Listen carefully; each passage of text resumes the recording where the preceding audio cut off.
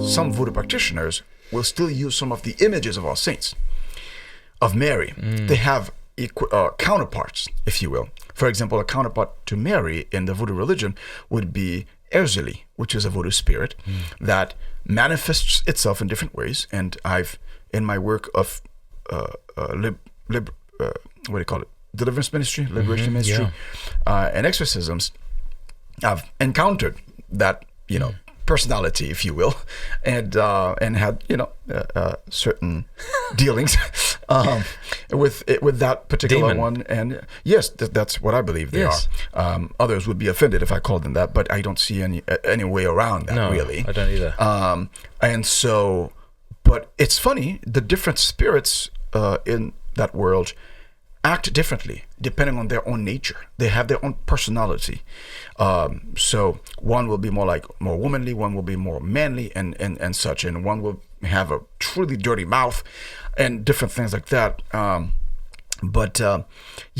So again, they use these counterparts, if you will. And so people will say, look, in that religion, they have an image of Mary. It's not really Mary, but it's a distorted image of Mary. And then in Catholicism, we've got Mary. So our dear separated brethren will look at that and they'll be like, you guys are the same thing. So what I'll say is, do you realize that the voodoo priests use the Bible and they call on God and the Trinity? Does that mean we should forsake the scriptures? Does that mean it is the scriptures that's the problem? Or is there a distortion of the use of the scriptures? And so to try to show them that, and then to try to show them the truth of Catholicism and of the way we see it, the way it is taught officially, rather than what people have in their minds, or rather than the bad examples of certain Catholics that are mixed. In fact, there are certain Catholics that indeed are syncretists, because they'll come to church, but then they get sick and they want an easy answer, a fast answer, and they think, if I just go to that particular priest in a different religion, yes, I can get a quick answer. Or if somebody's bothering me, well, I know where to go for that person. So do you find on average that there's more demonic possession in your country? Manifestations, I find it more Tell us often. about your experience of that. Yeah, I mean, of course, the church warns us to be very careful before we pronounce that so-and-so is possessed or whatever, that we look for natural explanations first. Before we jump to conclusions. Now, I've had a lot of dealings, both as a layperson. Of course, I couldn't do exorcism as a layperson, but some deliverance ministry, they're in accompanying people.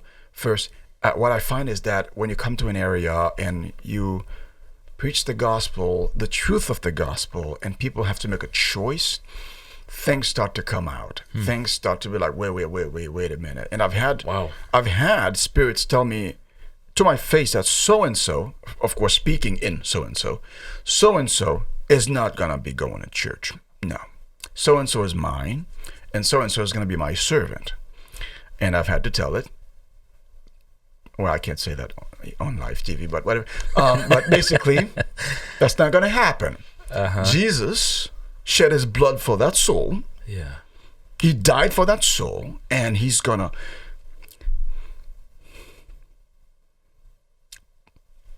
When the gospel becomes so real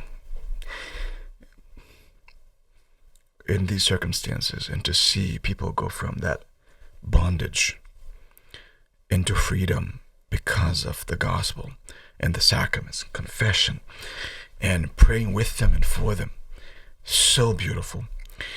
And I've had cases where, they're very fast and done with. Others that have taken months, others years. There's a particular case, that is so convoluted.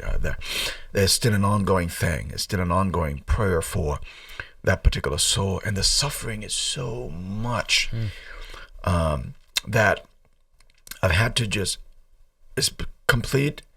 Like, I feel sometimes that I'm blind. Like, Lord, I have no idea what you're doing here.